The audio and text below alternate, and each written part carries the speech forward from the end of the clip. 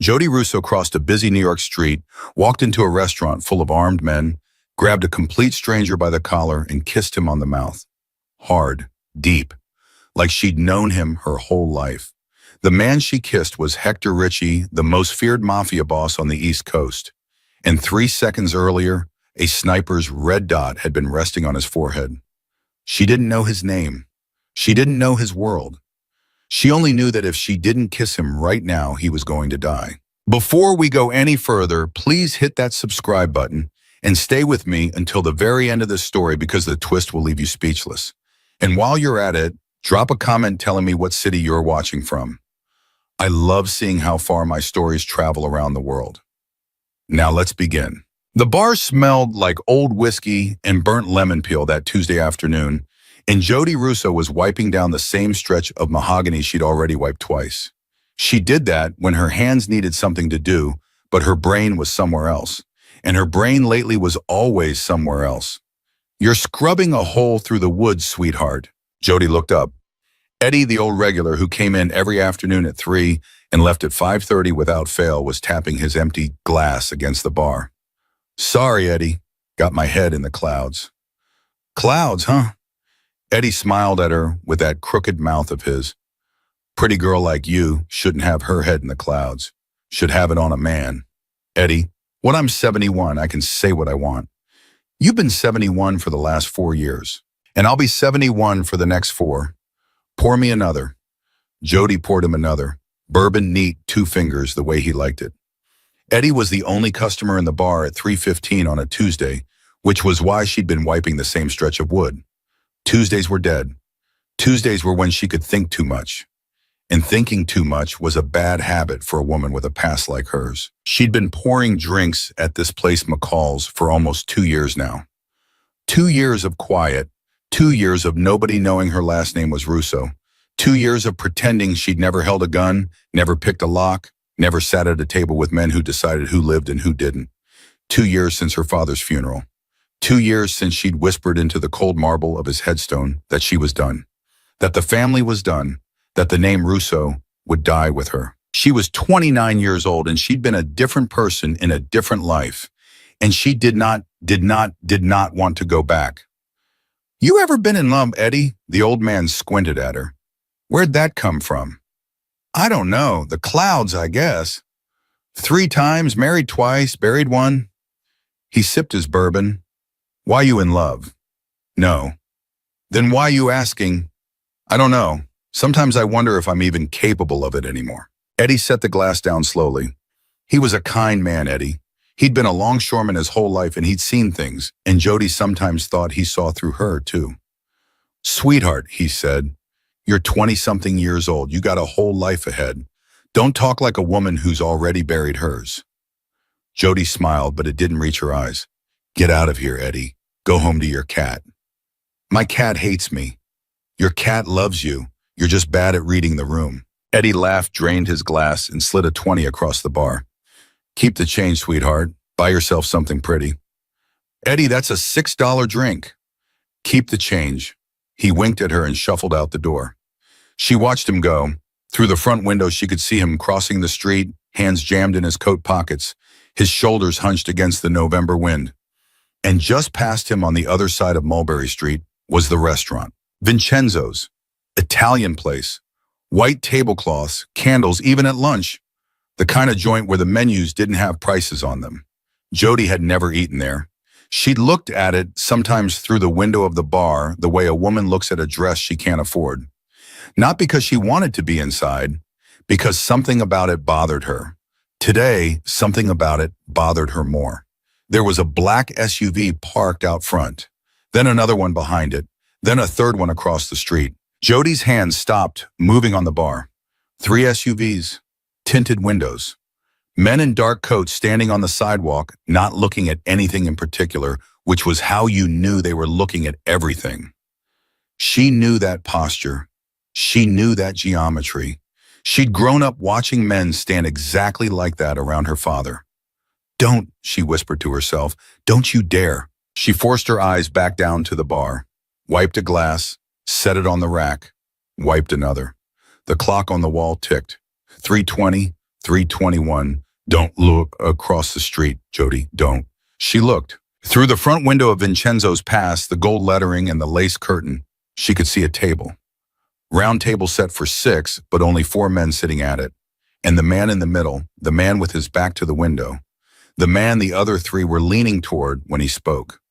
Even from across the street, even through 2 panes of glass, she could feel it. The way the air changes when a powerful man walks into a room. The way conversation tilts. The way the world rearranges itself. He turned his head just slightly to say something to the man on his right, and Jody saw his profile. Hector Ritchie. She didn't know the face the way you know a friend. She knew it the way you know the photograph of a man your father once spat on the floor at the mention of. The way you know the name 100 old men in 100 back rooms have whispered with fear or hatred or both. Hector Ritchie, the boss, East Coast, 5 families, whatever you wanted to call it. The man at the top. And he was sitting 20 yards from her eating linguine. Oh no, Jody whispered. No, no, no. She put the glass down. She put both hands on the bar to steady herself. Her heart was doing that thing it used to do in the old days, that low, fast hammer behind her ribs, and she hated it because she'd worked so hard to make it stop. Walk away, Jody. Go to the back. Take out the trash. Do something. Anything. You did not see him. You do not know him. You are not part of this. She turned to walk to the back, and as she turned, her eyes flicked just for half a second up to the building across the street from Vincenzo's. The old textile building. 5 stories. Empty for months. For lease sign in the window. A window on the 4th floor was open. Just one. Just a crack. And in that crack, the late afternoon light hit something. Something long. Something with a polished black surface and a small round eye. Jody's stomach dropped through the floor. It was a rifle barrel. A scope. A man. She froze in place behind the bar. Every breath she'd ever taken left her body at once. Her father's voice came back to her, sharp as a slap. Always check the high ground, Jody. Always check the high ground. You don't see what's above you. You don't see what kills you. The high ground was occupied. The high ground was loaded. The high ground was about to fire. 3 seconds. 4 seconds. That's how long she had before that rifle found its angle and pulled its trigger. That's how long Hector Ritchie had to live. Why do you care? A voice in her head screamed. Why do you care? He's a mafia boss. He's exactly the kind of man who deserves a bullet. Walk away. But another voice, deeper, older, the voice that had been beaten into her since she was 9 years old, said, you don't watch a man die in front of you, not when you can stop it. You don't. Jody Russo moved. She didn't think. She didn't plan. Her training took over the way training is supposed to. The way her father had drilled into her on cold mornings in a backyard in Brooklyn, and her body knew what to do before her mind caught up. She vaulted the bar, just put one hand on the wood and swung her legs over and landed clean on the other side. The customer who just walked in, an old woman with a shopping bag, gasped. Jody didn't see her. Jody was already at the door. She hit the sidewalk running. The wind cut through her thin work shirt, and she didn't feel it. She had one image in her head, and one image only: the rifle barrel in the 4th floor window, and the round table inside Vincenzo's in the angle between them. A taxi blared its horn at her. She didn't break stride. She crossed Mulberry Street against the light threading between the SUVs, and the men in dark coats turned to look at her, and one of them stepped forward and said, "Ma'am, I'm gonna need you to..." She shoved past him. Hey, hey. She was at the door of Vincenzo's. She pulled it open. Warm air hit her face. Garlic, wine. The murmur of low Italian conversation. The maitre d' looked up. "Signora, do you have a..." She walked past him. She walked past 2 more men in dark suits who half rose from a side booth. She walked straight to the round table in the middle of the room. The men at it had not yet registered her. They were still in mid-conversation, still leaning forward, still trusting that the fortress of bodyguards outside would handle anything that came through the door. Hector Ritchie was lifting a glass of red wine to his lips. Jody Russo did not stop walking. She walked right up to him, put one hand on the back of his head, one hand on his jaw, and pulled his face to hers. She kissed him, hard, full, on the mouth. She kissed him like she'd been kissing him for 10 years and had missed him for 9 of them. She kissed him with her body angled deliberately between him and the front window, her shoulders broad, her hair falling across the side of his face, her torso shielding the angle from the textile building across the street. The wine glass froze halfway to his mouth. Hector Ritchie did not move. The 3 men at the table did not move. The 2 men in the booth did not move. Time in Vincenzo's restaurant came to a complete and absolute stop.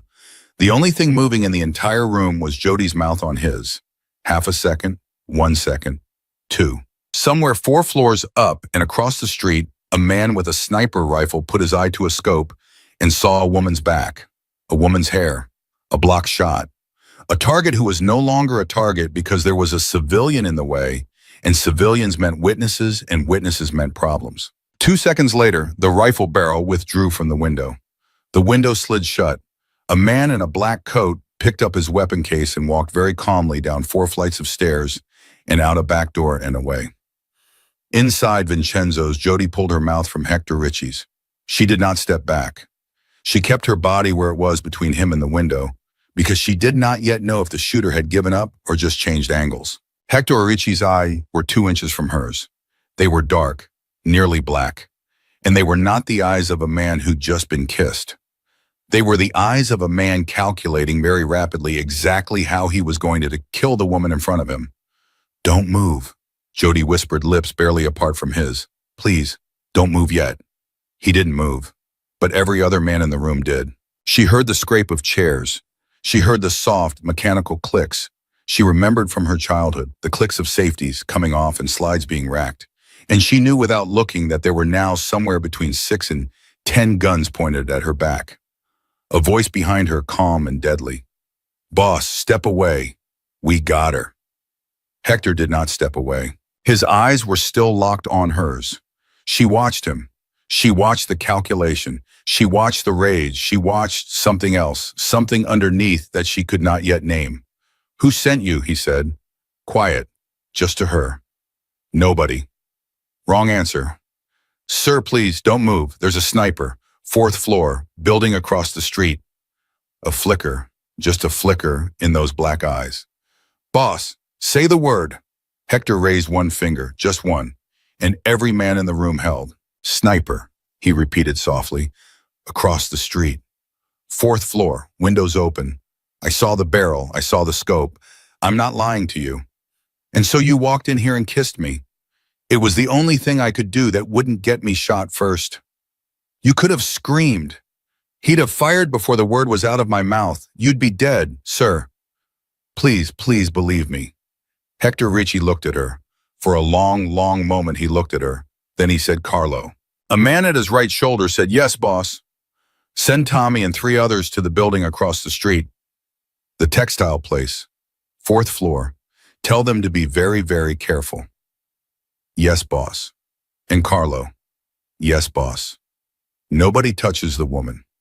Boss, nobody touches her." "Yes, boss." Jody heard footsteps moving fast behind her. The front door of Vincenzo's opened and shut. She did not turn around. She kept her body where it was. She kept her eyes on Hector Ritchie's eyes. "You can step back now," he said quietly. "Are you sure, he's gone, isn't he?" "I think so." "Then step back." She stepped back. Her knees almost gave. She locked them. She would not let her knees give in front of this man. Hector Ritchie looked her up and down. Slowly, black work pants, white button-up shirt with a small whiskey stain on the cuff, hair pulled back, no makeup, no purse, no jewelry except a thin silver chain at her throat. "You're the bartender," he said, "from across the street." "Yes." "How does a bartender know to spot a sniper on a 4th floor?" Jody did not answer. "How does a bartender vault a counter, run across a street, push past 4 of my men, and decide that the best way to save a stranger's life is to kiss him in the mouth?" She still did not answer. "Look at me." She looked. "How?" Her throat was so dry she had to swallow twice before she could speak. "My father trained me." "Your father?" "Yes." "And who was your father, Signora?" She closed her eyes. She did not want to say it. She had not said it out loud in 2 years. She had buried it. She had killed it. She had walked away from it. "Open your eyes." She opened them. Whose name, Hector, Richie said again softer this time, was your father. Jody Russo took a breath. Frank Russo. The room which had been still became completely silent. Even the air seemed to stop. Hector Ritchie did not blink. He did not move. He stared at her like a man looking at a ghost. Frank Russo, he repeated. Yes. Frank Russo of Brooklyn. Yes. Frank Russo, who buried Vito Acosta in the trunk of his own Cadillac in 1998. She didn't say anything. Frank Russo, who I attended the funeral of 2 years ago in a cemetery in Queens. Yes. Frank Russo, who I personally placed a white rose on the grave of. Jody's eyes burned. She did not let the tears come. She had not cried for her father in front of anyone, and she was not about to start now in this restaurant in front of this man. Sir, I just want to go home. Hector Ritchie laughed. It was not a kind laugh. It was not unkind either. It was the laugh of a man who has just been handed the most unexpected gift of his entire life and does not yet know whether to thank God or curse him. Sweetheart, he said softly, you are not going home. Sir, you just saved my life in front of my men, in front of my enemies, in front of the entire city by the time the news travels. You think you go back to wiping that bar across the street and nobody comes for you? You think the man who hired that sniper doesn't already know your face? He knows your face. He knows your name by tomorrow. He knows where you sleep by Thursday. Jody's hands, which had been trembling, went very still. What are you saying? I'm saying you don't have a home to go to anymore. I have a home. You had a home. Sir, please, I just acted on instinct. I don't want any part of this. I left this life.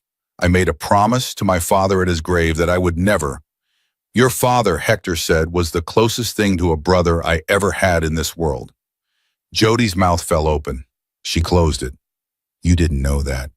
No, he didn't tell you. He didn't tell me anything about anything after I turned 18. He sent me to college. He sent me away. He told me to forget. Hector Ritchie nodded slowly. That sounds like Frank. He was quiet for a long moment. The men in the room were still standing with their hands inside their jackets. Nobody breathed without his permission. Sit down, he said. Sir. Sit down, Jody Russo. Have a glass of wine.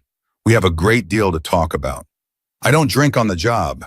You're not on the job anymore. She did not sit.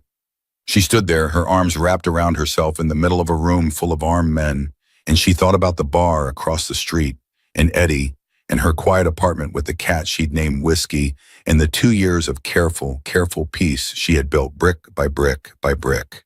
She thought about her father's grave. She thought about her promise. And she thought about the rifle barrel in the 4th floor window, and the man behind it, and the question of what that man would do tomorrow when he learned that the bartender across the street from Vincenzo's had a name, and the name was Russo. Hector Ritchie pulled out the chair next to him. Jody, he said, and his voice was not hard. It was not cruel. It was something else entirely. Something low and certain and almost gentle. Sit, please. She sat, and somewhere in the back of her mind, very quietly, the door she had locked 2 years ago at her father's grave clicked open. The chair was warm. That was the first thing Jody noticed. The chair was warm because somebody else had been sitting in it 2 minutes ago, and that somebody else had stood up and walked away without being told, because Hector Ritchie had pulled it out. And when Hector Ritchie pulled out a chair, every other chair in the room emptied. She did not look at the men around the table. She kept her eyes on her hands folded in her lap, the knuckles white. A waiter she had not seen approach set a glass of red wine in front of her. He did not ask if she wanted it. Hector Ritchie had ordered it without speaking, with a small movement of 2 fingers, and the wine had appeared. Drink, Hector said. I told you. I don't drink on the Jody. She picked up the glass. Her hands shook. She set it down again without sipping. Hector watched her. He watched her the way a man watches a coin spinning on a table, waiting to see which side it lands on. You have your father's arms, he said quietly. Long fingers, good for the piano. Frank had hands like that. Could have been a concert pianist if life had pointed him a different way.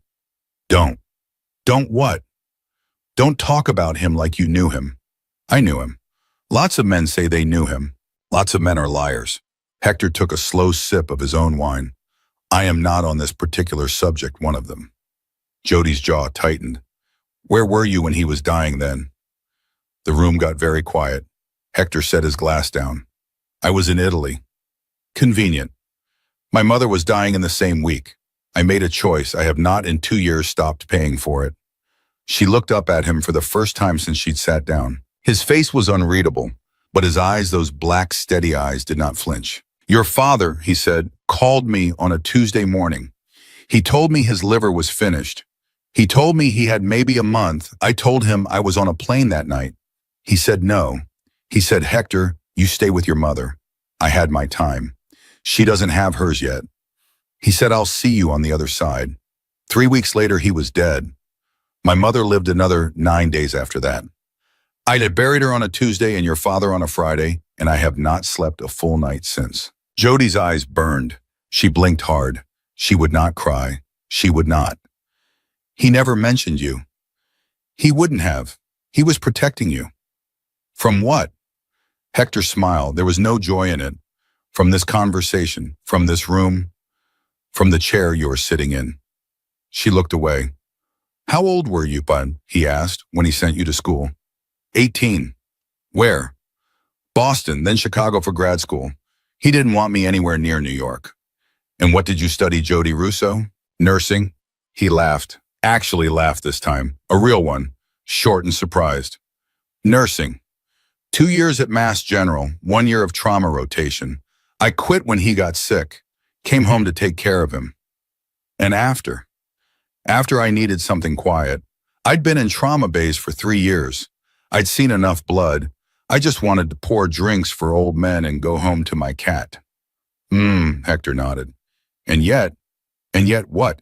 And yet you spotted a sniper in a 4th floor window from across a city street in 3 seconds while wiping down a bar. She did not answer.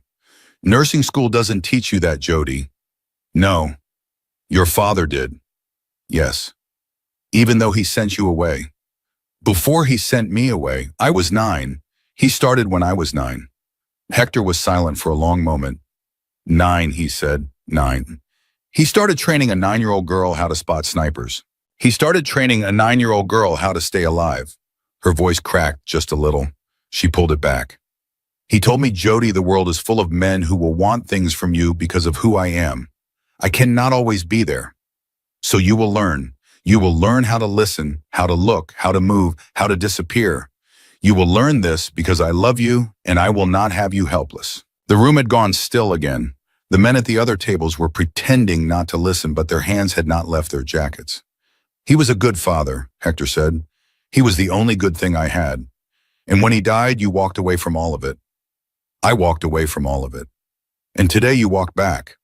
I didn't walk back. I crossed a street. There's a difference. Hector smiled again, smaller this time.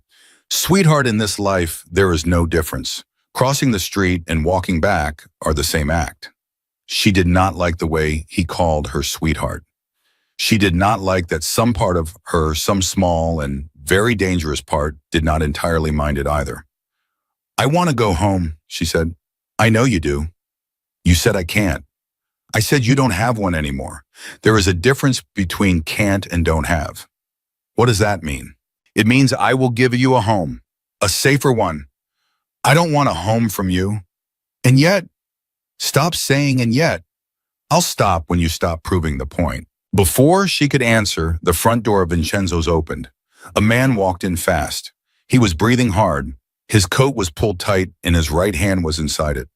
Jody's training, the training she had buried, lit up like a row of stadium lights. She marked his hands, his eyes, his shoulders, the bulge under his arm, the way his weight was on the balls of his feet. Boss, the man said. Carlo, talk. 4th floor. Window was open like the lady said. Casing on the floor. One, just one. He didn't take the shot. Anything else? Cigarette butt. Marlboro Red, still warm. Stairwell door propped open with a brick. Service exit out the back leads to the alley behind Mott Street. He's gone. We're sweeping the block, but he's gone. Hector did not move. He did not blink. He sat there holding his wine glass, and Jody watched the muscle in his jaw shift once, then settle. One casing. One boss. He chambered the round. He chambered the round. He had me in the crosshairs. He had you in the crosshairs. And then a woman crossed the street and kissed me? Yes, boss. Hector turned his head very slowly and looked at Jody.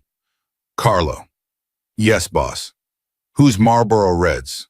The man called Carlo did not answer right away. Carlo. Boss, we don't know yet. We need to...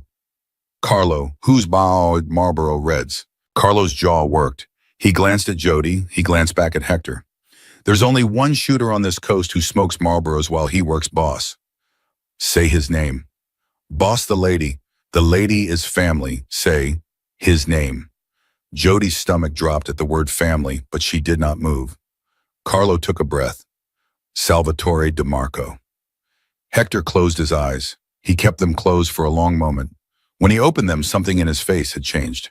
Something old and tired and angry. Sal, he said softly. Sal sent a shooter. Sal didn't send a shooter, boss. Sal was the shooter. Sal hasn't pulled a trigger himself in 15 years. Sal pulled one today. Then this isn't business, Hector said. This is personal. Yes, boss. Jody's hands were cold. She did not know who Salvatore DeMarco was, but she knew the look on Hector's face. She had seen it once on her father the night he came home from a meeting in Bay Ridge and locked himself in his study and did not come out for 2 days. It was the look of a man who had just realized that someone he loved had betrayed him. Hector, she said quietly. He looked at her. Who is Salvatore DeMarco? For a long moment, she thought he wasn't going to answer. Then he said, he's my brother-in-law. He was married to my sister. He held my niece in his arms the day she was born. He was at my mother's funeral 9 days before he was at your father's. He stood next to me at the grave, and he put his hand on my shoulder, and he said, Hector, we are the only family we have left. He picked up his wine.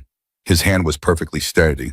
And today he chambered around and put it on my forehead while I was eating linguine. Jody did not know what to say, so she said the only thing that was true. I'm sorry. Hector looked at her. Don't be sorry, sweetheart. You're the only reason I'm still breathing. He drained his glass, set it down, pushed back his chair. Carlo, get the cars. Yes, boss. Tony, 2 men on every door of her apartment building until we move her out. And Tony. Yes, boss. The cat too. Boss, the cat too, Tony. Yes, boss. Jody's mouth opened. Wait. Move me out. Yes. To where? To where you're safe. And where is that? Hector buttoned his jacket. He looked down at her, and there was no apology in his eyes, but there was no cruelty either. There was just the certainty of a man who had already decided. My house. Absolutely not. Jody, I just told you, I left this life. I made a promise. Salvatore DeMarco saw your face. He saw my back. He saw your face, Jody, from 4 floors up with a scope. He saw the color of your eyes. He saw the shape of your mouth. By tomorrow morning, he has your name. By tomorrow afternoon, he has your address. By tomorrow night, he has a man at your door, and that man is not coming to talk. You don't know that. I know Sal. I know him better than I know my own reflection. I helped raise him, Jody. I taught him how this works. I taught him that you don't leave a witness, especially a witness who can identify you, especially a witness who put her body between you and your shot. Her throat closed. She tried to swallow and couldn't. So you have 2 choices, Hector said. You come with me, or you go home and you wait. Wait for what? Wait for him. The words landed on her like a hand on the back of her neck. She thought of her apartment, the little blue couch she'd bought at a thrift store, the kitchen window with the ivy and the chipped mug, Whiskey, her gray tabby who slept on her chest at night and purred so loud he sometimes woke her up. She thought of her front door and a man with no face standing on the other side of it. My cat, she heard herself say. Tony's getting the cat. He doesn't like strangers. Tony's good with cats. He's not good with strangers. Jody. She put her hands over her face. She kept them there. She breathed in. She breathed out. She tried one last time to find the road back to the life she had built. The bar, the apartment, the 2 years of careful peace. There was no road back. The road back had ended the moment she crossed Mulberry Street. She lowered her hands.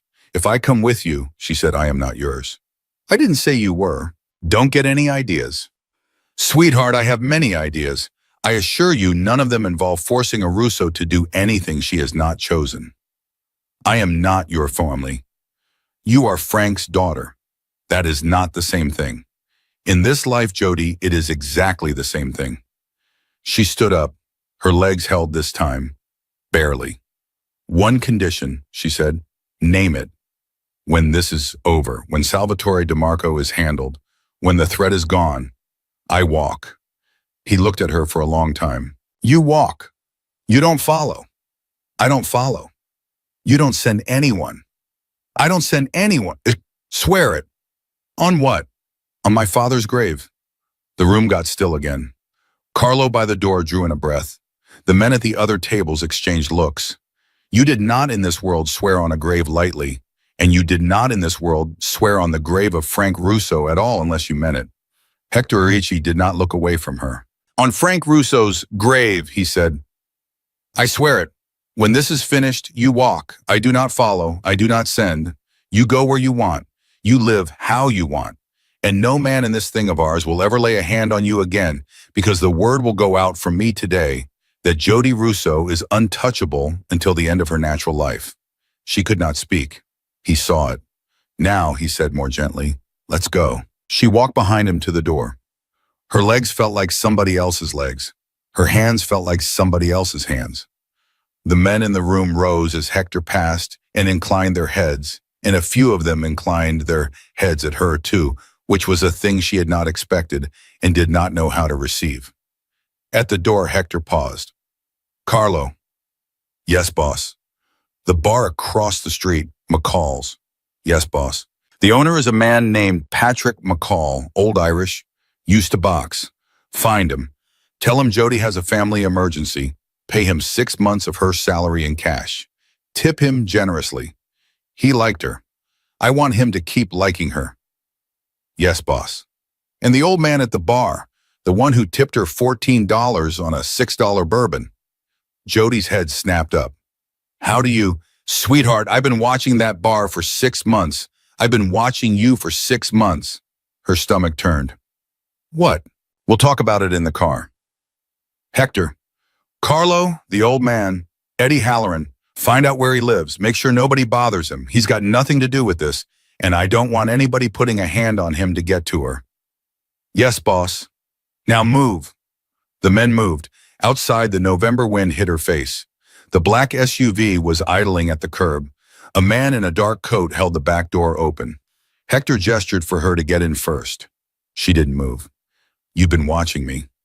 Yes. For 6 months. For 6 months. Why, Bayo? Get in the car, Jody. Tell me why, or I don't get in. Sal would have killed you tonight either way. Get in the car. Why have you been watching me, Hector? He looked at her. The wind moved his hair. He had a faint scar above his left eyebrow she had not noticed before. Because 2 years ago, he said, your father called me from his hospital bed, 3 days before he died. He was on so much morphine he could barely speak. And he asked me one thing. She could not breathe. What? He asked me to keep an eye on his daughter, without her knowing. He said she's going to try to hide. Let her hide, but watch from a distance. Make sure nobody finds her. And I said yes.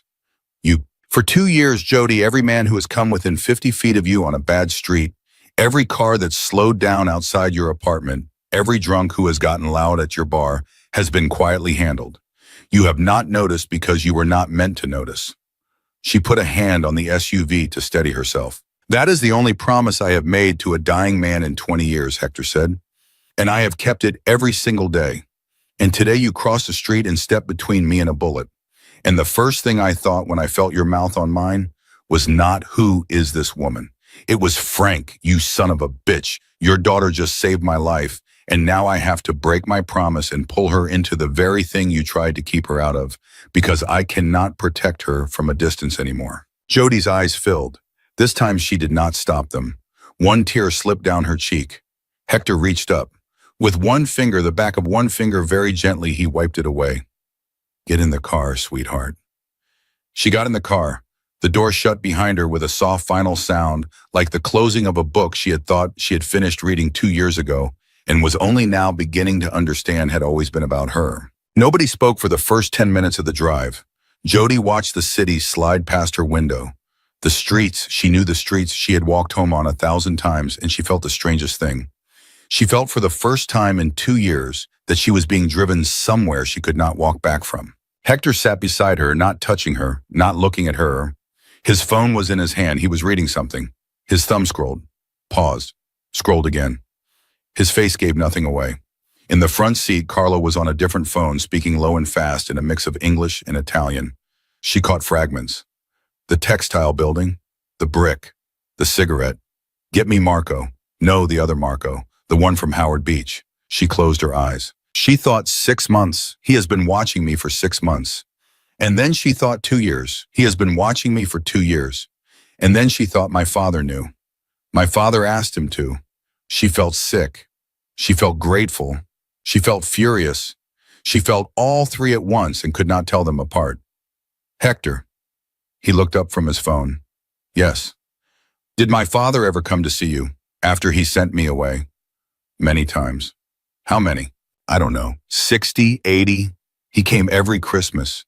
He came every Easter. He came when somebody died. He came when somebody was born. He came when he needed advice. He came when I needed advice. She was silent for a moment. He told me he had cut all of it off. He told you that to keep you safe. He lied to me. He protected you. It is the same thing, Hector. Lying to protect somebody is still lying. Hector did not answer right away. Yes, he said finally. It is, and he knew it, and he hated it, and he did it anyway because he loved you more than he loved his own honesty. There is no man in this world, Jody, who has not at some point lied to somebody he loved in order to keep them whole. Your father was not a saint. He was a father. There is a difference. She turned her head and looked at him. Did you ever have children? No. Did you want them? He was quiet for a long time. Yes. Why didn't you? Because I am what I am, and what I am is not something I would wish on a child. The car turned. They were leaving the city, crossing a bridge. She watched the lights of Manhattan thin and disappear in the side mirror. Where are we going? Long Island. Where on Long Island? A house I keep, quiet, off the road, 2 miles from the nearest neighbor. The men know it, the cleaners know it. Nobody else. How many people will be there? Tonight, 6, maybe 8. By tomorrow, 12. All armed. All armed. And me. And you. She looked down at her hands. The knuckles were still white. Hector. Yes. What happens when Salvatore DeMarco doesn't go away on his own? He looked at her. He did not pretend not to understand the question. Then he doesn't go away on his own. And you handle it. I handle it. Personally. If it has to be. She nodded once. She did not feel anything about it. She did not know if that was good or bad. She had spent 2 years training herself not to feel anything about this kind of question. And now, on the night the question had finally come back to her, she was discovering that 2 years was apparently long enough to break the part of her that should have been horrified. Maybe that part of her had never existed. Maybe her father had drilled it out of her when she was 9. The phone in Hector's hand buzzed. He looked at the screen. His eyes narrowed. Boss, Carlos said from the front, half turning. It's Tony. Put him on speaker. Hector did. A man's voice came through, breathless and tense. Boss, we're at the lady's apartment, 4th floor walk-up. We're inside. Talk to me. Door wasn't kicked, no tampering, but boss, talk. There's a man across the street, white van, plumbing logo, but the plates don't match the company. He's been parked there 40 minutes minimum. Engine's running. He's on a phone. Jody's heart lurched up into her throat. Tony. Yes, boss. Is the cat alive? Cat's alive, boss. Cat's pissed, but alive. I got him in a carrier. He bit me twice. Good. Get the cat out the back. Service entrance. Don't go past that van. Boss, the van. Leave the van. Don't engage. Just get the cat and the lady's things and get out. What things does she? Hector turned to Jody. Jody, what do you need from your apartment? Quickly. Her mind was blank. Photos, documents, medication, money, phone charger. She forced her brain to work. There's a metal box under my bed in the back. There's a folder in there, my father's letters, birth certificate, passport, some cash. Tony, under the bed, metal box, photos and documents. Get it. Yes, boss. And Jody, clothes. Top drawer of the dresser. Just whatever fits in a bag. Tony, clothes for 2 weeks. Move. Yes, boss. The line went quiet for 30 seconds. 40. A minute. Jody counted her breaths. She had not realized how tightly she was gripping the door handle until her fingers started to cramp. The phone buzzed again. Boss, Tony's voice was lower now. We got the box. We got the clothes. We got the cat. Good. But the van just moved. Hector's whole body went still. Where? Pulled around the corner. Parked again. Same engine. Same guy on the same phone. He's not here for the lady right now, boss. He's setting up. He's waiting for somebody else to arrive. How many men are you with? 3, including me. Get out the back. Now, don't take the front stairs. Don't take the elevator. Service stairs. Go down to the basement. There's a door to the alley behind the building. The car is around the second corner from there. Move. Yes, boss, moving. The line stayed open. They could hear Tony breathing hard. They could hear the soft thump of his shoes on stairs. They could hear very faintly a cat yowling in the background. Whiskey, Jody whispered. What? The cat. His name is Whiskey. Hector almost smiled. Almost. Of course it is. The breathing on the line got faster. Then a door, then traffic noise, then a car door, then an engine. We're out, boss. We're moving. Anybody on you? Negative. Any car turning when you turn? A pause. Negative. Drive 20 minutes the wrong direction. Then come. Yes, boss. The line went dead. Hector lowered the phone. Jody was shaking. She had not noticed when it started. Her hands, her legs, her teeth. She was shaking like she had just been pulled out of cold water. Hector looked at her. He did not say it's okay. He did not say you're safe. He did not insult her with a lie. What he said was, he moved fast, sweetheart. He moved very fast. That van was there inside 2 hours of you walking into Vincenzo's. Sal didn't just want you dead. He wanted you dead tonight. Why? Because you saw him. I didn't see him. I saw a barrel. You saw enough that the man who hired the witness, who could identify the shooter, is now operating on a clock he cannot afford. Your face is the only piece of evidence in the world that connects Salvatore DeMarco to the attempted murder of Hector Ricci. He cannot leave that piece of evidence in an apartment with a lock he can pick. She put her face in her hands. My God. Breathe, Jody. My God, my God, my God. Jody. Look at me. She didn't.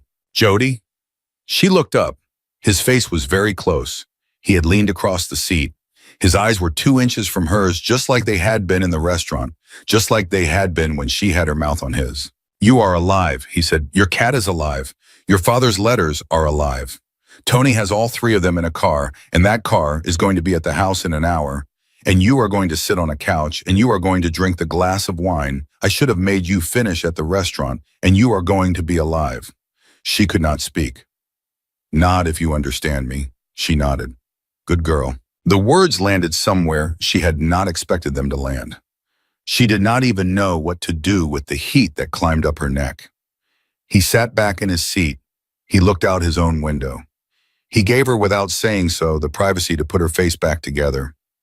She put her face back together. The drive to the house took another 40 minutes. The roads got narrower. The streetlights got farther apart. By the time the SUV slowed and turned onto a long private drive, the only light was the dashboard glow and the pair of headlights cutting into a wall of black trees. 2 men stepped out of the dark when the car stopped. They had rifles. They did not point them. They saw Hector through the windshield and lowered them. Boss, Marco, all quiet. Stay quiet. She got out of the car. The cold hit her. She had no coat. Hector took off his own and put it around her shoulders before she could refuse, and it was so heavy and warm, and it smelled so much like a man. Like a real man, like wool and cologne, and the faint salt of skin, that her eyes burned again, and she had to look at the ground. Inside, he said. She walked inside. She did not see the house. She did not look at the house. She saw a hallway. She saw a coat closet. She saw a kitchen with copper pots hanging from a rack. She followed Hector into a room with a fireplace and a leather couch, and she sat down on the couch because her legs would not hold her up anymore. A woman she had not seen before came into the room with a glass of water and a small plate of bread and cheese. She was older, 60, maybe 65, gray hair pulled back, sharp eyes. She set the water down on the table in front of Jody and looked at her. Really looked the way an aunt looks at a niece who has just walked in from a long bus ride. Eat, the woman said. Drink, you are too pale. Thank you. My name is Renata. I am the housekeeper. I am also the cook. I am also the woman who tells the men to wipe their feet. If you need something, you come to me, not them. They do not know how to bring a glass of water without spilling it. Jody almost laughed. It came out as a small wet sound. Thank you, Renata. You eat. I am bringing soup. Soup first, then more, then sleep. She left. Hector had been watching from the doorway. He stepped into the room. He did not sit on the couch. He sat in the chair across from her, and he leaned forward with his elbows on his knees, and he watched her with that black, careful gaze. Jody. Yes. I need to ask you something, and I need you to tell me the truth. Okay. Is there anyone in this world besides your cat who is going to notice that you did not come home tonight? She thought about it. Eddie, the old man at the bar. He'll notice tomorrow when I'm not there at 3. Eddie's covered. Carlo handled him. What else? My boss, Patrick, also handled. She stopped. There's a woman in my building, Mrs. Alvarez. She watches whiskey when I work late. She'll worry. We'll send her flowers and a note that you had a family emergency. That's it? That's it? That's it? He nodded slowly. 2 years, he said softly. And the only people who would notice you are gone are an old drunk, a bar owner, and your downstairs neighbor. I wanted it that way. I know you did. I'm not lonely. I didn't say you were. I had a cat. Yes. I had a job. Yes. I was fine. Sweetheart, I was fine, Hector. You were surviving. There is a difference, but She set the glass of water down because her hand had started to shake again, and she did not want to spill it. Don't do this to me tonight. Not tonight. All right. Just not tonight. All right, Jody, not tonight. There was a long silence. The fire popped. Somewhere in another part of the house, a man laughed at something another man said. A car door shut outside. Hector. Yes. What are you going to do about Salvatore? He looked at her for a long moment. That is not a question for tonight either. I want to know. Tomorrow. Tonight. Jody. Tonight, Hector. Because tomorrow I am going to wake up in a bed I do not own, in a house I do not know, and I am going to remember that the entire reason I am here is a man named Salvatore DeMarco, and I would like to know before I close my eyes what you intend to do about him. He sat back in the chair. He laced his fingers together. He looked at the fire. I am going to find him, he said, and I am going to sit across from him at a table. And I am going to ask him why. And when he tells you, then it will depend on what he tells me. What does that mean? It means I am not a man who kills family without listening first, Jody, even family that has tried to kill me. She studied him. She thought of her father. She remembered suddenly a thing he had said to her once, when she was 14, when she had asked him why he did not kill a man who had cheated him. Her father had said, because once you do it, you cannot undo it. And the men who cannot undo things are the men who lose in the end the most. You sound like my father. He taught me. He taught you. He taught me a great many things, Jody, some of which you are now benefiting from, even though you did not know you would. The front door opened down the hall. Footsteps. A muffled voice, then a wall, loud, furious, outraged. Jody was on her feet before she knew she was standing. A man in a black coat came into the room, holding a small cat carrier at arm's length the way a man holds a thing that has been biting him. Ma'am, whiskey. The cat saw her. The yowling stopped. The cat went absolutely silent. 2 enormous, yellow eyes locked on her face. She dropped to her knees. She unlatched the carrier. The cat came out like a small, gray rocket and went straight up into her arms and pushed his face under her chin and started to purr so loud she felt it in her ribs. She broke. She had been holding it together since she'd vaulted the bar. She had been holding it together when she'd kissed a stranger. She had been holding it together when the stranger had turned out to be the most dangerous man in New York. She had been holding it together when he'd told her he'd been watching her for 2 years. She had been holding it together when a van had moved on her block. She held the cat and she broke. She didn't sob. She just sat on the floor of a house she had never been in and held a cat and let the tears go. Hector did not come over. He did not put a hand on her shoulder. He did not say anything. He simply got up, walked to the doorway, and quietly told Tony to put her bag in the room at the end of the hall and Renata to bring the soup whenever the lady was ready and the men in the kitchen to keep their voices down for the rest of the night. Then he came back, sat in his chair, and waited. When Jody finally lifted her head, the cat still pressed against her chest. She found him watching her. Not with pity, not with hunger, not with any of the things she had braced herself for. Just watching, like a man learning a face. Hector. Yes. Why did you wipe my tear away? In the car, with the back of your finger. He looked at her for a long moment. Because if I had used the front of my finger, he said quietly, I do not think I would have been able to stop there. She did not know what to say, so she said nothing. She just held her cat and looked at this man who had been watching her from a distance for 2 years and felt for the first time since her father had died that she was not actually alone in the world. And the part of her that had spent 2 years building a wall against this exact feeling, brick by brick by brick, felt the first stone slide quietly out of place and fall. She slept 4 hours, maybe 5.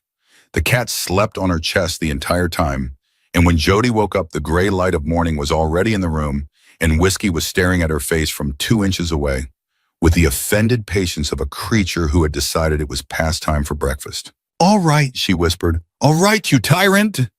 She sat up, her body ached. Her brain, for one merciful second, did not remember anything. And then it remembered everything. Vincenzo's, the kiss, the wine, Salvatore DeMarco, a white van on her block, a man's coat around her shoulders, a finger wiping a tear from her cheek. She put her face in her hands. She breathed in. She breathed out. Then she got up. There were clothes folded on a chair by the door that were not hers, soft gray sweatpants, a black sweater, thick socks. Renata had been in the room and Jody had not even heard her. That should have made her feel watched. Instead, somehow it made her feel held. She dressed. She found a bathroom. She splashed water on her face. She looked at her reflection in the mirror and did not recognize herself, which was new and also old, because there had been a year after her father's death when she had not recognized herself either. She went down the hall. The kitchen smelled like coffee and bacon, and something else, something rich and tomato-based that did not belong to breakfast in any country except the one Renata had come from. Renata was at the stove. She turned when Jody came in. Sit, eat. The boss is in his study. He will come when he comes. You eat first. I'm not really. You eat first. Jody sat. She ate. The food was extraordinary. She had not realized she was hungry until she had finished half a plate, and then she could not stop. Renata watched her with the satisfaction of a woman who has fed many people in a long lifetime and knows the exact moment when grief turns into appetite. More. Renata, I can't. More, you are too thin. I am not too thin. You are too thin for what is coming. You eat now while you can. Jody's fork paused. What is coming, Renata? The older woman looked at her. Her eyes were not unkind. They were simply truthful. I do not know, child, but in this house, when there are this many men, and when they speak this quietly in the hallway at 6 in the morning, something is coming. So you eat, you drink your coffee, you sit straight, and when the boss calls for you, you go. Jody ate the rest of the plate. When she was finished, Renata took it without a word, set down a cup of black coffee, and walked out of the kitchen. Jody sat with her hands around the warm cup. She listened. The house was not loud, but it was not quiet either. It was the particular hum of a house with too many people in it pretending not to be there. She heard low voices. She heard a door close. She heard a phone vibrate on a table. She heard the soft clink of a coffee cup being set down on a saucer somewhere. Then she heard footsteps coming down the hall. She stood up before she knew she was standing. Hector came into the kitchen. He had not slept. She could see it in his face, the shadow under his eyes, the faint line of his jaw where it had set and not unset. Good morning, sweetheart. Good morning. He stopped a few feet from her. He did not touch her. He looked at her. He looked at the sweater. He looked at the wet ends of her hair from the bathroom sink. You ate. Renata wouldn't take no for an answer. Nobody in this house takes no from Renata, including you, especially me. For just a moment, the corner of his mouth lifted. Just a fraction. Then it was gone. I need to talk to you, Jody, in the study, now. Okay. Bring your coffee. She brought her coffee. She followed him down a hallway and into a room with a heavy wooden door. He shut the door behind them. He did not invite her to sit. He went to the desk. He picked up a phone. He turned it over in his hand. He set it down. Salvatore called me an hour ago, he said. She set her coffee down on the corner of the desk because her hand was no longer reliable. What did he say? He said he wanted to meet. For what? To explain. She watched him. You're going. Yes. When? Tonight. Hector, listen to me, Jody. Listen carefully. I am not going alone. I am bringing 8 men. The location is mine. The time is mine. The chairs in the room are mine. The waiter is mine. The kitchen is mine. He will walk in with 2 men, both of whom I have known for 15 years, both of whom I trust slightly more than I trust Sal at this moment. He will sit down. He will tell me his story. I will listen. And then I will know what to do.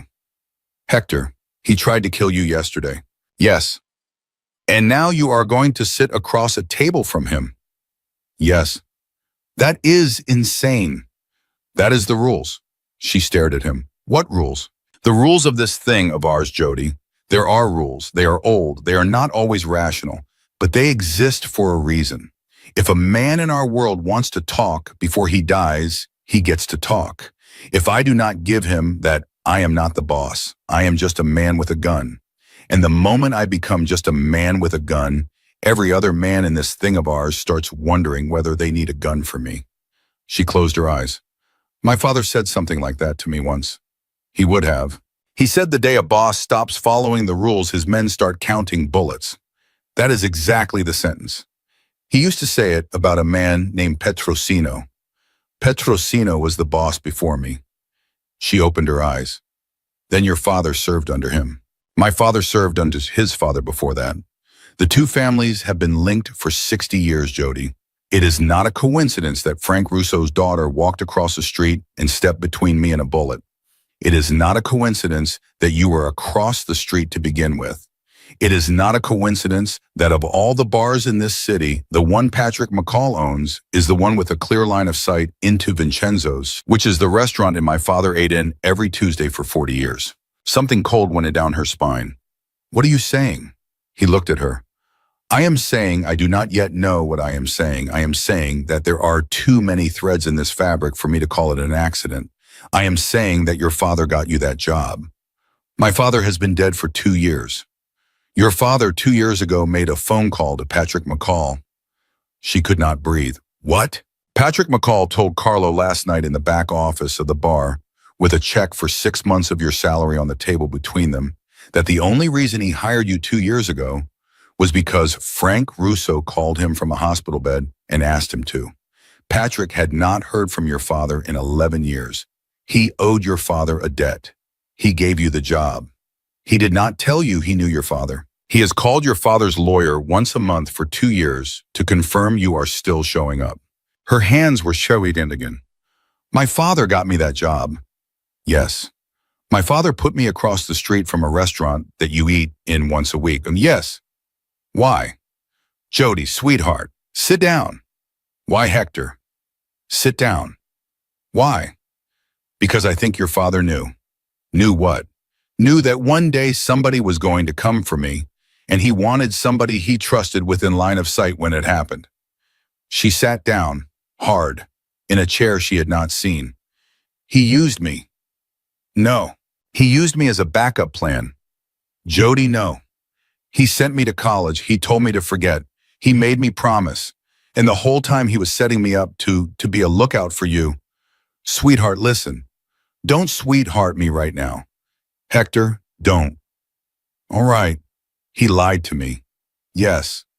For my entire life.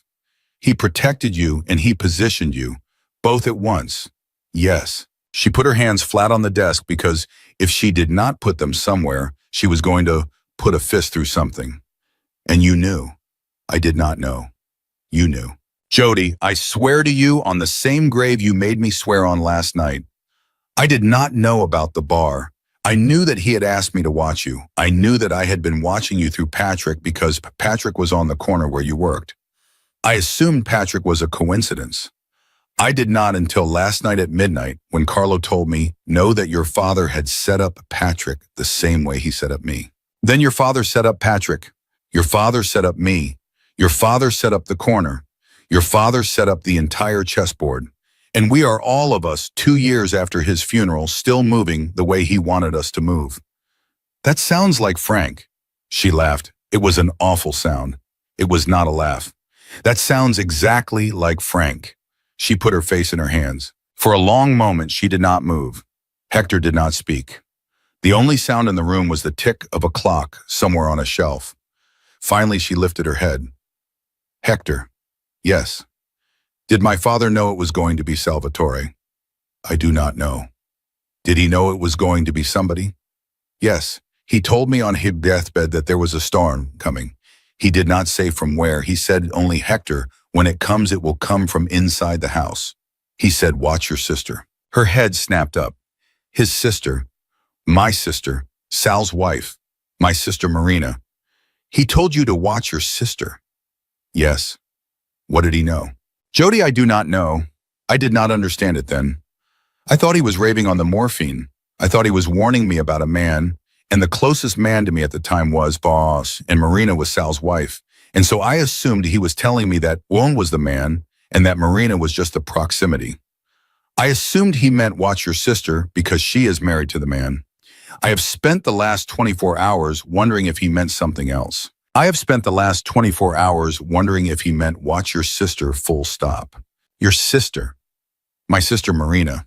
She would not. I do not know what she would or would not. Hector. Yes. Has she ever lied to you? He was silent for a very long time. Yes. About what? Money, said. How much? A great deal. When? 3 years ago, I forgave it. I covered it. I did not ask her where it went. I should have. Jody's stomach was a fist. You think your sister is in on this? I think it is possible that my sister is in on this, and I think that if she is, then what I am sitting down to tonight is not a meeting between me and Salvatore DeMarco. It is a meeting between me and the closest member of my own family. And it is a meeting that is going to end one of two ways. Either I am wrong and Sal is going to convince me he was hired by somebody else and Marina knew nothing. Or I am right. And the woman I held in my arms the day she was born is the woman who put a sniper rifle on my forehead in a restaurant my father used to eat in. His voice had not risen. His face had not changed, but his hands on the surface of the desk were now very, very still in a way that frightened her more than shouting would have. Hector. Yes. Don't go alone. I am not going alone. I told you 8 men. Don't go without me. The room got very quiet. He looked up at her. What did you say? Don't go without me. Jody, listen. Listen. If this is a trap, if your sister is in on this, if Sal walks into that room with a smile and a story and a knife in his sleeve, you need somebody in that room who is not on the books. Somebody Sal does not know about. Somebody he is not counting. I am exactly that person. I am a bartender. I am a nobody. I am a face he saw for 2 seconds through a scope and has been told is a civilian. He is not going to be looking for me. And I have spent 8 years training for exactly this kind of room. 8 years. My father started when I was 9. He stopped formally when I was 17. He started again on weekends when I came home from college. I told you nursing. I did not tell you what I studied on the side. Jody. He taught me to read a room in 3 seconds. He taught me to spot a wire under a shirt. He taught me to put a knife in a man's femoral artery in under 2 seconds with a butter knife from a dinner table. I am not asking you to put me in danger, Hector. I am telling you you are walking into a room that may already be wired against you, And the one card Sal does not know you have is the bartender from across the street. He saw your face. He saw a woman through a scope for half a second from 4 floors away. He saw hair. He saw the back of a shoulder. He did not see a face. He has been told by now that I work at McCall's. He has not been told because nobody knows that I am Frank Russo's daughter. That information is in this room and only in this room. He stared at her. You want to walk into a room with Salvatore DeMarco tonight? I want to be in a room with Salvatore DeMarco tonight. Not at the table, in the room, as a waitress, as a coat check girl, as a woman pouring water, as anything. So that if it goes wrong, there is one set of hands in that room he is not counting. Jody, Hector, your father would put me in the ground. My father is in the ground, and he set up the chessboard, Hector. He set it up, and right now you and I are the only 2 pieces left who know the whole board. If I sit in this house tonight and you do not come back, then Frank Russo's last move was a move he lost. I am not going to let my father lose his last move. He looked at her. He looked at her for a very long time. When he finally spoke, his voice was lower than it had been all morning. You are exactly his daughter. Yes, you are exactly the woman he warned me you would be. Yes, you understand that if I say yes and something goes wrong, I will not be able to protect you, not in that room. You understand that you will be on your own from the moment you put on the apron until the moment Sal walks out that door. I understand. You understand that the last thing I want in this entire world is for you to be in that room. I understand. You understand that I am going to say yes anyway. I understand, Wilson. He pressed his hands together. He brought them up. He pressed his fingertips against his mouth. All right. All right. I will brief you at 4. We leave at 6. The meet is at 8. You will be Renata's niece in from Queens working the floor for the night. Renata will vouch for you. Sal has met Renata's actual niece exactly once 6 years ago at a christening. He will not remember her face. You will not look at me. You will not look at Sal. You will pour water. You will refill bread. You will keep your eyes down and your ears open. And if at any moment in that meeting I touch the rim of my wine glass with my left index finger twice, you walk out the back door of that restaurant and you do not stop walking until you are at the car. Do you understand? I understand. Do not be a hero, Jody. I will not be a hero. You already have been once, and once is the limit. I will not be a hero. He stood up. He walked around the desk. He stopped in front of her. He looked down at her. There is one more thing. What? If it does go wrong, if Sal makes a move, if Marina is in that room and her face tells me what I am afraid it will tell me, if I touch the rim of that glass and you walk out and you get to the car and I do not follow, Hector, listen. Hector, no. Listen, Jody, if I do not follow, there is a man named Bernard Liu in Hong Kong.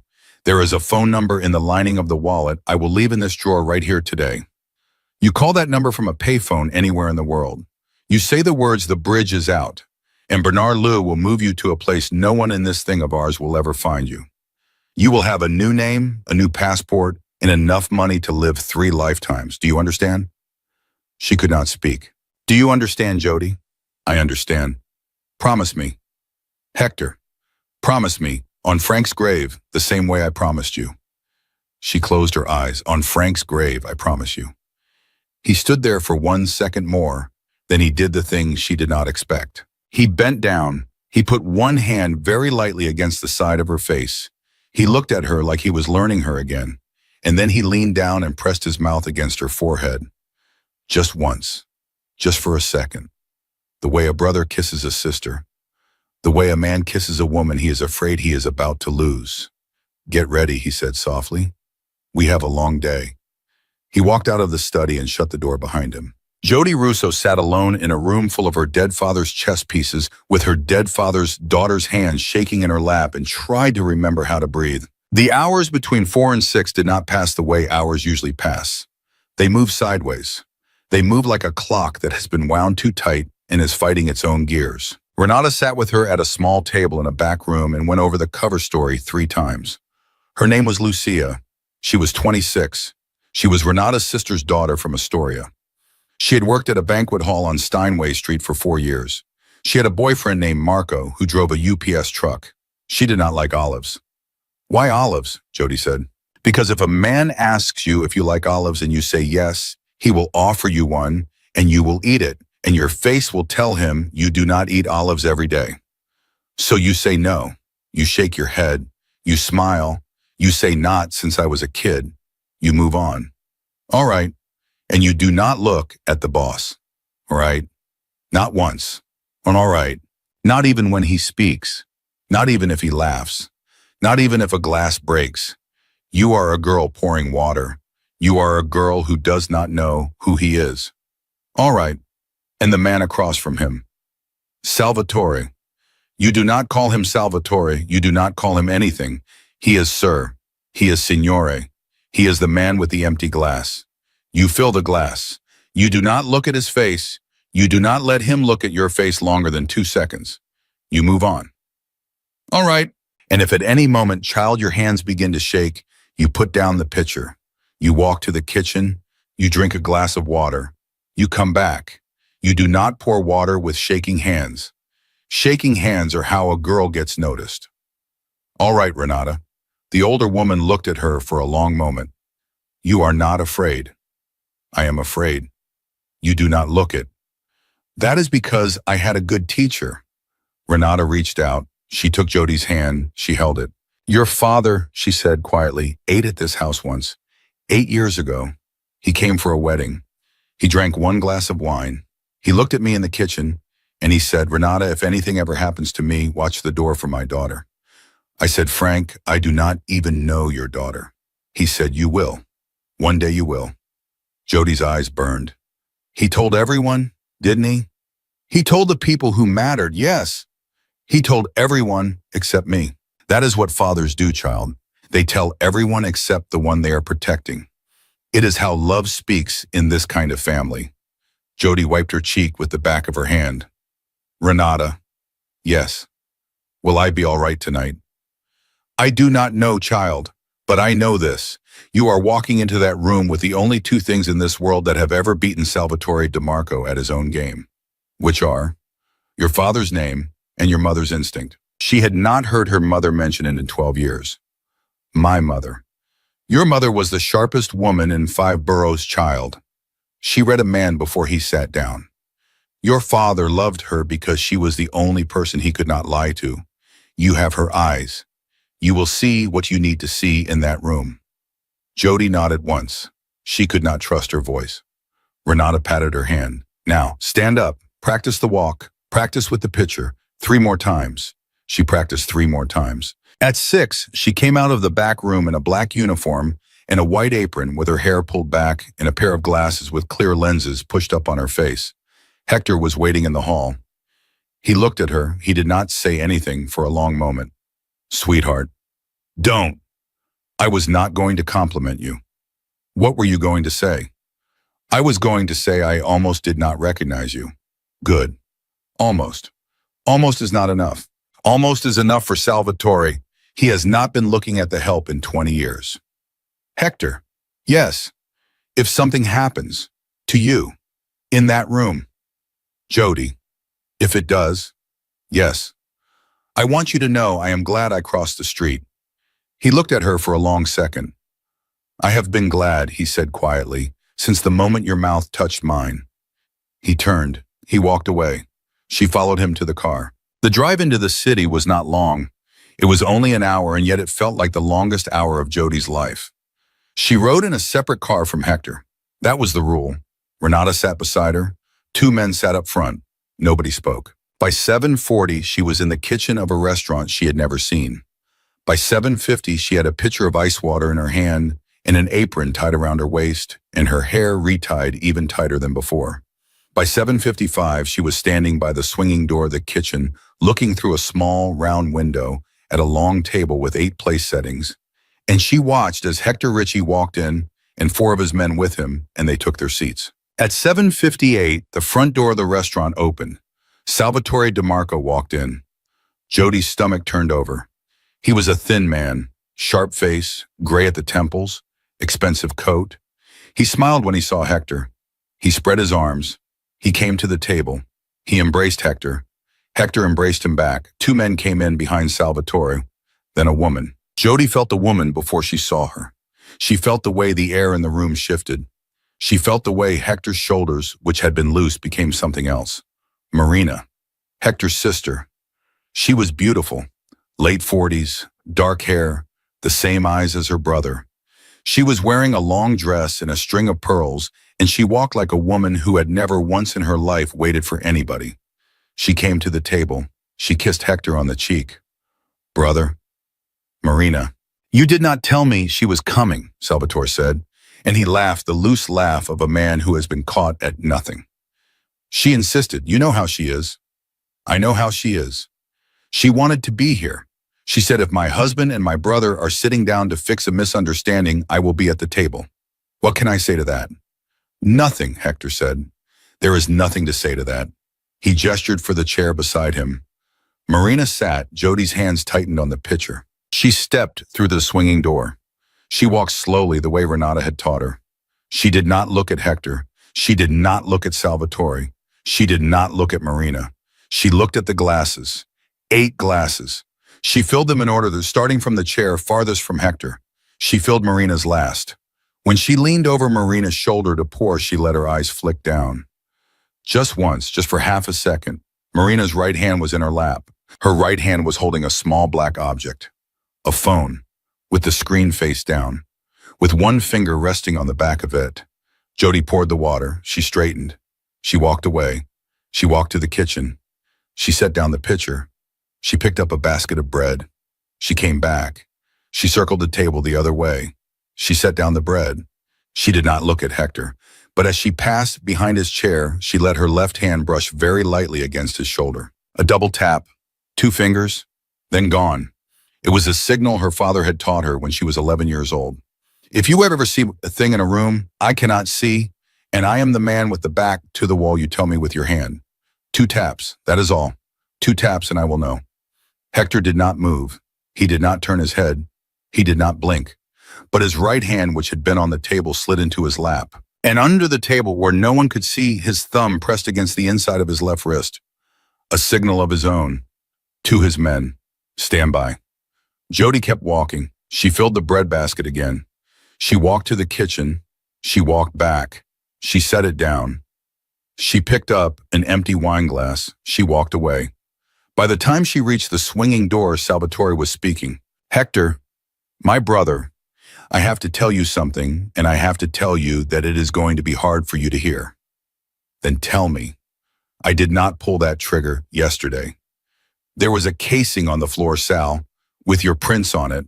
There was a Marlboro Red in the stairwell with your DNA on it. I am aware of what was on the floor and what was in the stairwell.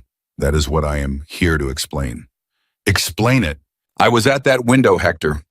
I do not deny it, but I did not pull the trigger. I pulled the rifle off the angle at the last second. And do you know why I pulled it off? Tell me why you pulled it off. Because in the half second before I pulled the trigger, I saw a woman walk into the restaurant and put her mouth on yours. And I knew that I could not take the shot. Not at you, not in front of a witness, not anymore. Hector did not speak. I am going to tell you the whole story, Hector. I am going to tell you everything. And I am going to tell you because I am tired. I am tired of carrying it. And because you are my brother, and because I have loved you for 40 years, and because I cannot do this anymore. Sal, let me speak. Sal, let me speak, Hector. Hector raised one finger. Salvatore took a breath. 3 years ago, your sister came to me. She told me that she wanted out of this life. She wanted to take what was yours. She wanted to go to Switzerland. She wanted me to come with her. I told her no. I told her I loved her, but I would not raise a hand against you. She told me she would do it without me. I did not believe her. Marina's face had gone white. She started moving money. You know about the money. You forgave her. You should not have. She kept moving it. She made friends in places I did not like. She started talking to a man in Chicago. A man you and I both know is not our friend. She paid that man $2 million 8 months ago. I did not know what for. I asked her. She told me it was for a piece of land. I knew she was lying. I started watching her. Marina's right hand moved. Jody saw it move. The phone. Marina was lifting the phone. Jody did not think. She did not plan. She dropped the wine glass. It shattered on the floor with a sound like a gunshot. Every head in the room snapped toward her, including Marina's. For one full second, Marina's eyes were on Jody. For that one full second, Marina's right hand was frozen on the phone but not pressing it. In that one full second, Hector's left hand came up off the table and his right hand came out of his lap and the four men behind him moved. Two of them went straight for Marina. One went for Salvatore's bodyguards. One went for the front door. Marina screamed, not in fear, in rage. She tried to press the phone. A hand came down on her wrist before her finger could move. Another hand took the phone out of her grip. A third hand pulled her chair back from the table. "Don't," Hector said quietly. "Don't, Marina. Get your hands off me. Don't." Salvatore had not moved. He was sitting very still in his chair, with his hands flat on the table where everyone could see them. "Hector," he said softly, "I am unarmed. I have been unarmed since I walked in this door. Search me." "Carlo." A man searched Salvatore. He found nothing. "Now her," Hector said. The man searched Marina. In the inside pocket of her coat, which was draped over the back of her chair, he found a small black plastic device the size of a deck of cards. He held it up. Salvatore exhaled. He closed his eyes. "Detonator," he said. I told you, Hector." "For what?" "There is a car outside this restaurant. It has been parked there since 6 this evening. It has enough explosive in it to take out the front of this building. She was going to press that button when I gave you my confession, so that the confession would die with me and with you, and so that everybody in this thing of ours would believe that the man in Chicago had done it, and she would walk in tomorrow as the grieving widow and the grieving sister, and she would inherit it all." Marina did not say anything. She just stared at her brother across the table with eyes that were no longer beautiful. Hector looked at her. He looked at her for a very long time.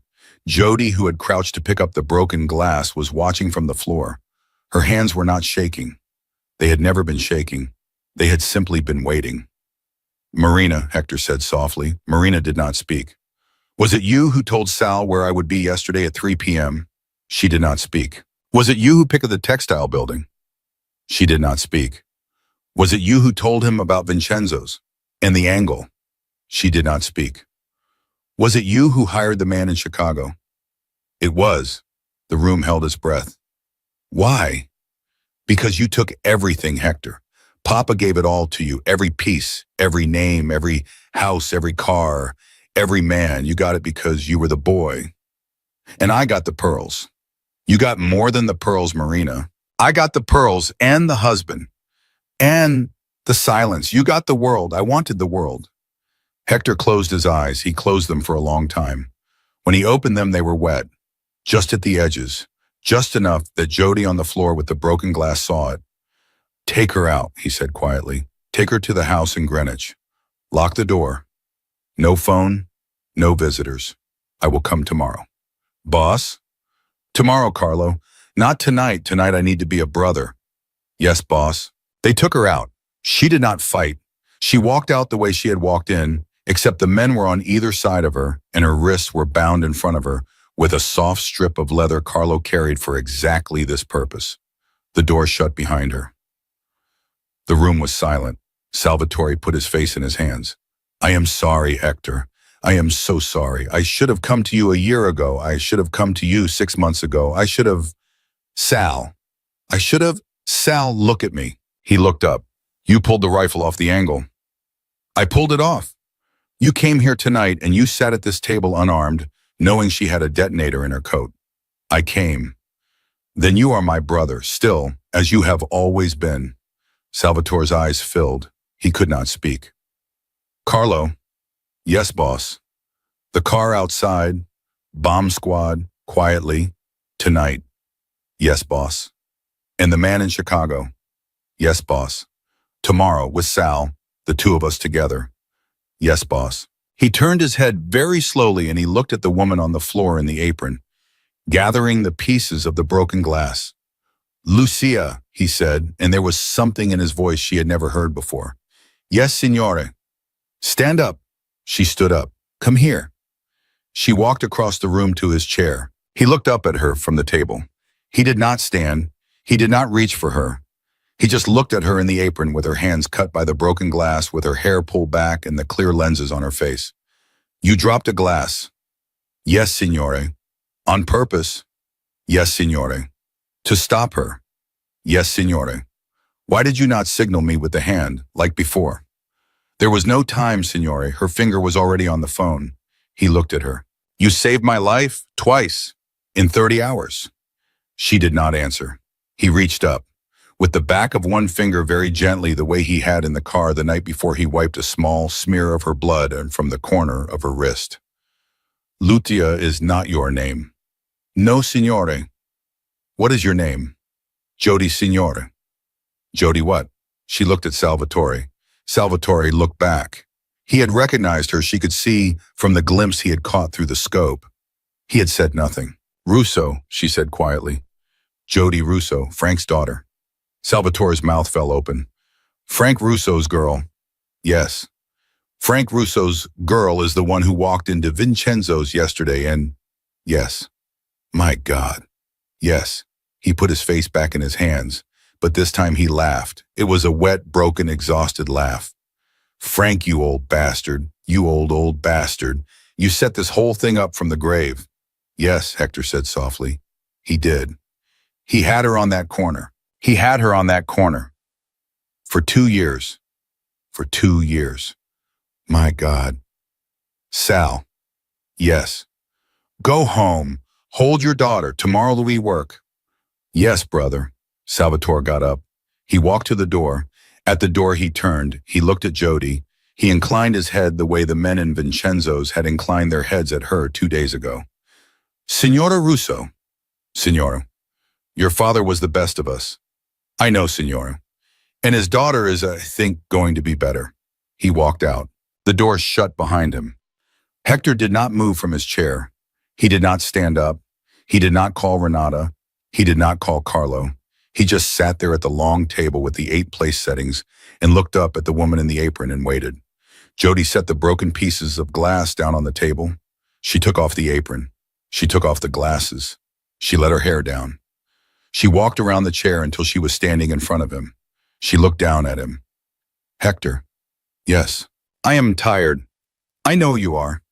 I am tired of being Frank Russo's daughter. I know. I am tired of being the chess piece. I know. I want to be the woman.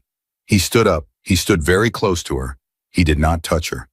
Then be the woman, he said quietly. Tell me what that means. It means that the promise I made you on Frank's grave still stands. Tomorrow when this is finished, when Marina is dealt with, and the man in Chicago is dealt with, and the threat is gone, you walk. I do not follow. I do not send. You go where you want.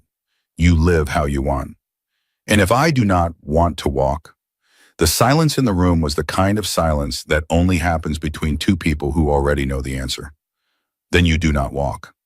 And if I want to stay, then you stay. As what? As whatever you want to be.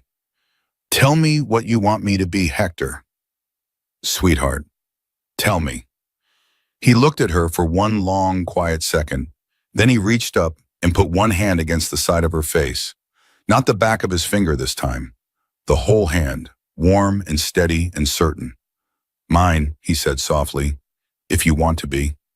She closed her eyes. She thought about her father, the chessboard, the 2 years of careful silence, the bar across the street, Eddie, whiskey, the white van, the 4th floor window, the kiss in the restaurant, the wine, the cat in her arms, the forehead kiss, the dropped glass, the detonator, the look on Marina's face, the look on Salvatore's face, the look on Hector's face right now. She opened her eyes. She put her hand over his hand on her face.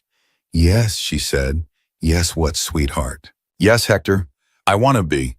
He bent down. He kissed her. This time there was no sniper. There was no scope. There was no audience of armed men. There was just a man and a woman in a quiet room with the broken glass at their feet and her hand on her face, and his mouth on her mouth the way she had put hers on his 30 hours ago. Only this time it was not to save a life. This time it was to start one. When she finally pulled back her forehead against his, her breath against his lips, She whispered the only thing left to say, mine too. And in the long, long story of the Russo family and the Ritchie family, and the 60 years of names and houses and graves between them, those were the words that finally closed the book her father Frank had been writing his entire life. The book he had hidden from her, the book he had positioned her inside of without ever telling her, the book that had ended at last, not with a bullet or a betrayal, but with a daughter who had crossed a street, kissed a stranger, dropped a glass, and chosen, with her own two hands, the life her father had spent 30 years trying to give her without ever speaking its name. Jody Russo was home, and Hector Ritchie, the most powerful man on the East Coast, the man who had buried his promise to her father the moment her mouth had touched his, in a restaurant on Mulberry Street, looked down at the woman in his arms and said the one word that in his world, in his blood, in his bones, had always meant forever. Mine. And this time she said it back.